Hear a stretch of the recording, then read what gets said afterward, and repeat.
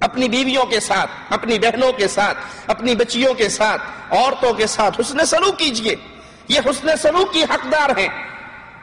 بیوی جب اپنے گھر سے نکاح ہونے کے بعد اپنے ماں باپ کو چھوڑ کر آپ کے گھر آ گئی، اب اس کے پلے میں کچھ رہا ہے؟ اس کی عزت کے مالک بھی آپ بن گئے. وہ تو اپنا سب کچھ ختم کر کے، اپنی کشتیاں جلا کے آپ کے گھر میں آئی ہے. وہ اپنے باپ کو چھوڑ کر آئی ہے. سسر کو اس مقام پہ باپ کا پیار دینا چاہیے. وہ اپنی ماں کو چھوڑ کر آئی ہے تو ساس کو اس موقع پہ ماں کا پیار دینا چاہیے. وہ اپنی بہنوں کو چھوڑ کر آئی ہے تو ننند کو اس موقع پہ بہن کا پیار دینا چاہیے. وہ پورا جس خاندان میں، جس گھر میں اس نے 20 بہاریں گزاری ہے، ایک جملہ آپ نے کہا قبول قبول قبول، وہ اٹھی اور چل کے آپ کے گھر آ گئی. پورا خاندان چھوڑ دیا. آپ کے سسر نے اپنے جگر کا ٹکڑا کاٹ کے آپ کے حوالے کر دیا.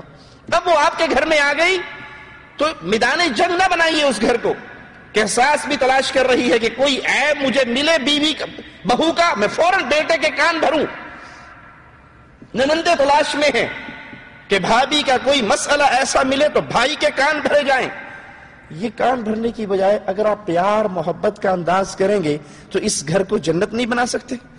جس گھر کو آپ نے جہنم بنا لیا ہے، جو گھر میں داخل ہو رہا ہے ہر کسی کے منہ پہ 12 بجے میں ساس ادھر ناراض بیٹھی ہے، ننند ادھر ناراض بیٹھی ہے، بیوی اندر رو رہی ہے، خامن سر کھجاتا ہوا صحن کے اندر چکر کاٹ رہا ہے، کروں کیا؟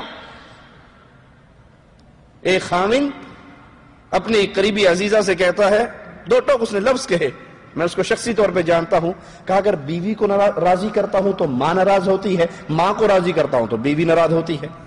تو یہ ماں اور بیوی، اس کو انڈیا پاکستان نہ بنائیے کہ یہ سیاسی جنگ ہے، یہ مارکا ہے، میدان ہے، یہ لڑائی ہے، یہ جھگڑا ہے، یہ 2 ملکوں کا فساد ہے. نہیں، وہ آپ کی بیٹی بن کے آئی ہے.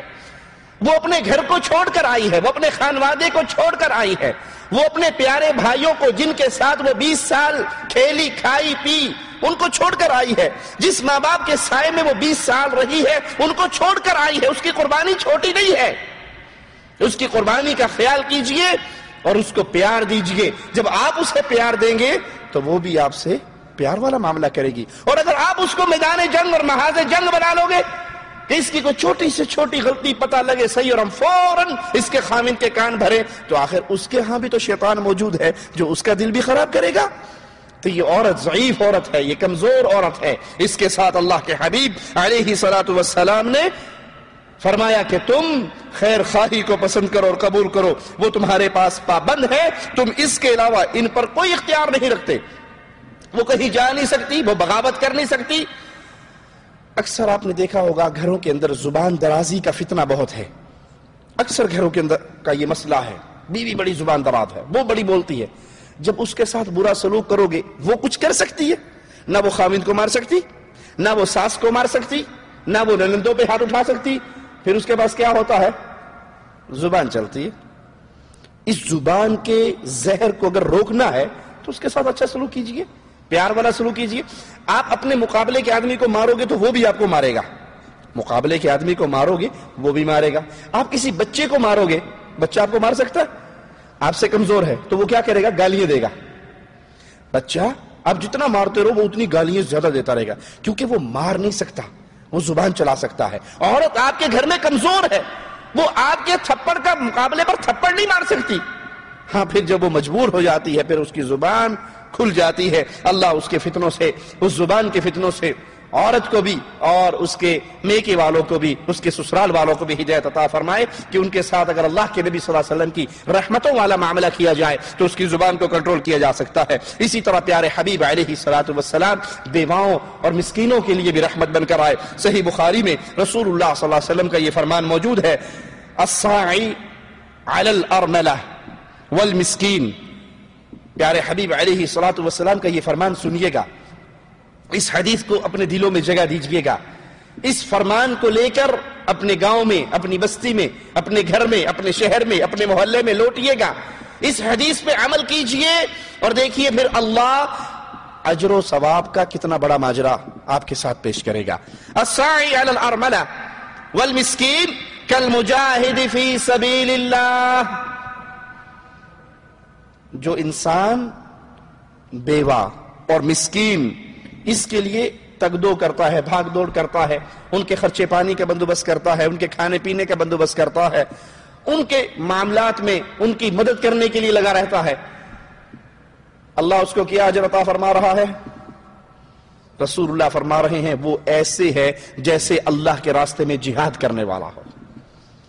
بیوہ کا مددگار، یتیم کا مددگار، مسکین کا مددگار، کمزوروں کا مددگار، جو ان کی پلاننگ میں لگا رہے کہ اس مہینے کا خرچہ میں نے اس گھر میں بھیجنا ہے، اس گھر میں دال ختم ہے، اس میں آٹا ختم ہے، اس میں بجلی کا بل کوئی نہیں بھر سک رہا ہے، وہ یتیم گھرانہ ہے، وہ مسکین گھرانہ ہے، وہ بیوہ عورت ہے، اس کا کوئی سہارا نہیں ہے، چلو کوئی نہیں، میں اپنے سالن میں تھوڑا سا پانی زیادہ ڈال کے شوربہ کر کے ایک ڈونگا پڑوس میں بھی بیوہ کو دے آتا ہوں، اس بیچاری کو کوئی پالنے والا، اس پہ کوئی خرچ کرنے والا، اس کی نگہداشت کرنے والا کوئی نہیں ہے، اس کا خامن فوت ہو گیا ہے، یہ بیوہ ہو گئی ہے، میں اس کی مدد کرتا ہوں۔